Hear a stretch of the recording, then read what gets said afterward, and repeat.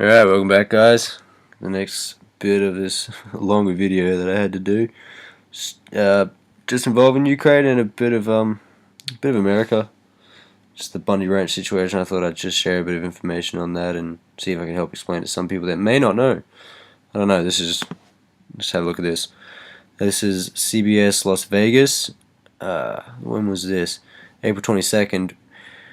Something will happen to stop Nevada rancher Cliven Bundy, said Reid. Bunkerville, Nevada. Senate Majority Leader Harry Reid says something is going to happen to get Nevada rancher Cliven Bundy to stop letting his cattle graze on federal land.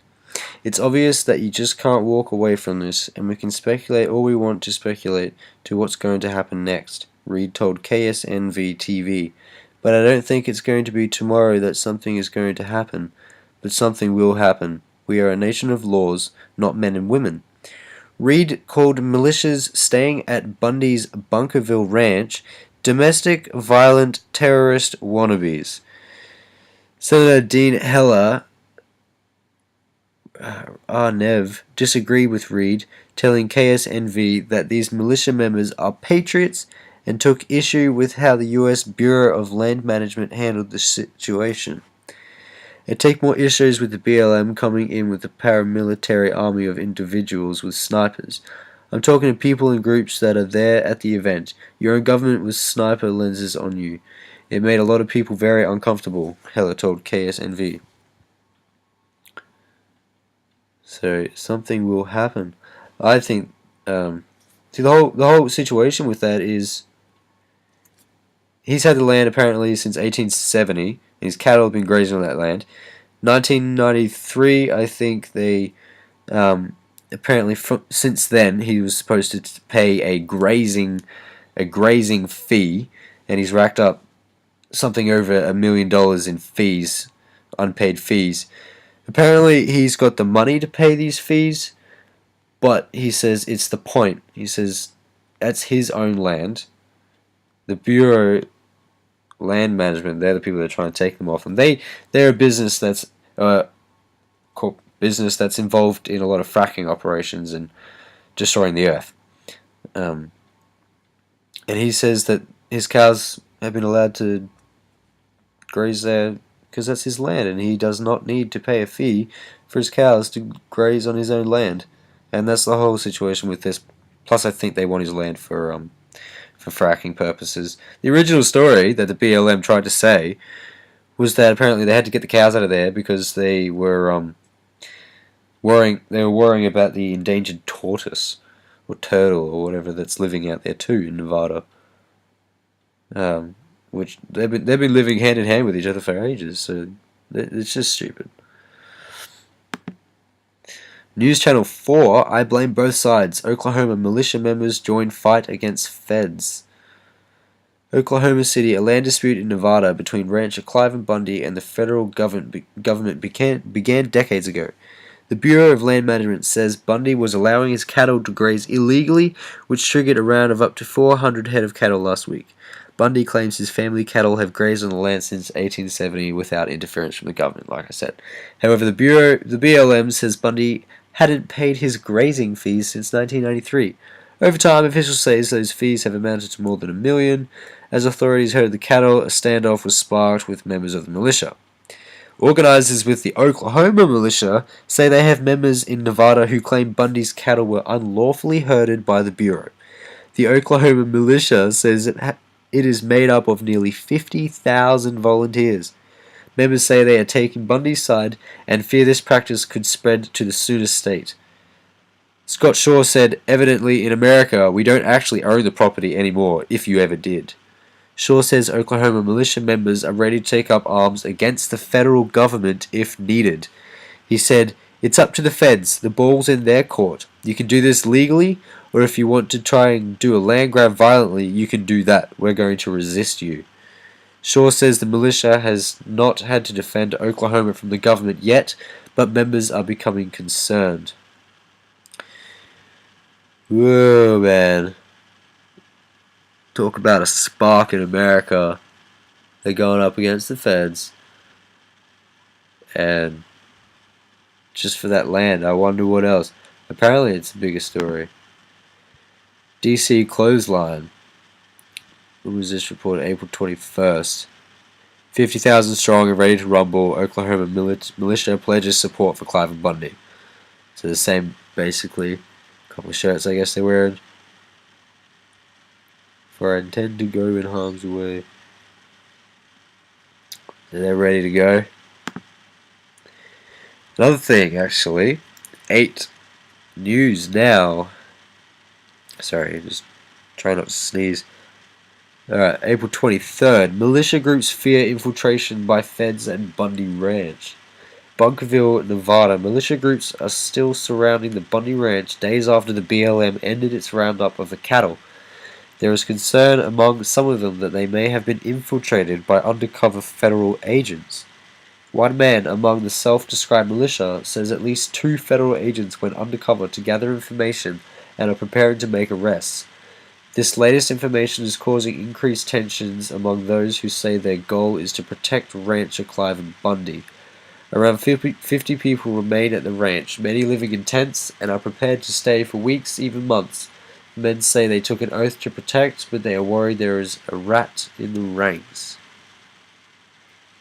When you pledge your life and your future, you're prepared to give it up. Absolutely. Oh, man. But yeah, wow. And then they're calling all those people helping the Cliven Bundy situation domestic terrorists. And if you ever know about prolonged detention, oh man, go Google that. Obama's prolonged detention. Okay, a bit of Ukraine stuff here. US sending 600 troops to Eastern Europe. Warship USS Taylor enters the Black Sea. Published April 27th on RT.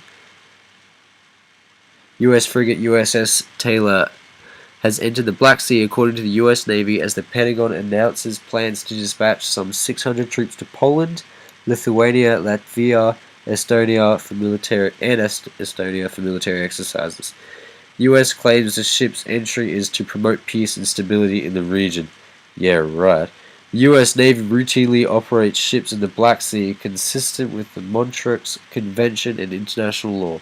Taylor's mission is to reassure NATO allies of the US Navy's commitment to strengthen and improve interoperability while working toward mutual goals in the region, read a US Navy statement released on Tuesday. Whew. Russian Foreign Minister Sergei Lavrov has previously stated that the US has been violating the Montreux Convention, which restricts the number of USS vessels operating in the Black Sea and sets a time limit of 28 days for each one. Ooh. It's getting there. It's getting there. Another one for RT. Churkin, this is edited 23rd. Churkin, US behind Ukraine crisis after investing $5 billion in regime change. Whoa.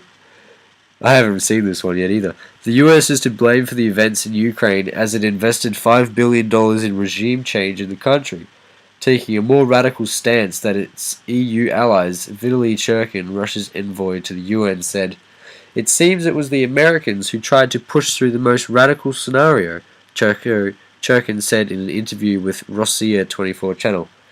"They didn't want any sort of compromise between Yankovic and the opposition. And I think they came to the conclusion that it was time to cash in those $5 billion and handle the matter towards abrupt regime change, which eventually happened. This explains why the US, but not the European Union, took center stage when the coup resulted in legal vacuum in Kiev."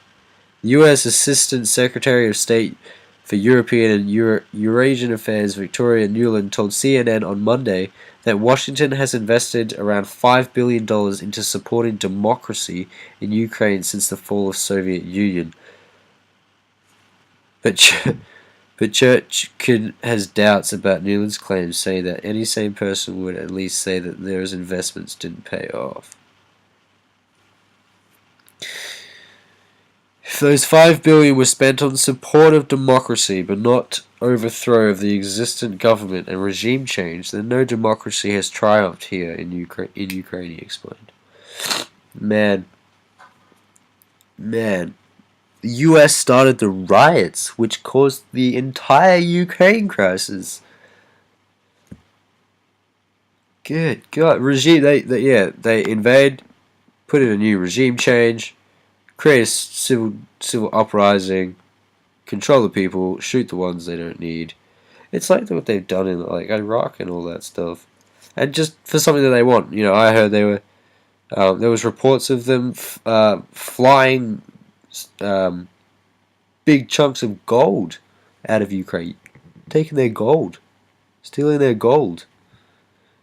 Like, God. This is one here, Ria Novosti. I guess it's a Russian website. The Defense RSS, 24th of the 4th, 2014. Russia to build network of modern naval bases in Arctic. Moscow, April 22nd. Russia will build a unified network of naval facilities on its Arctic territories to host advanced warships and submarines as part of a plan to boost protection of the country's interests and borders in the region, President Vladimir Putin said Tuesday.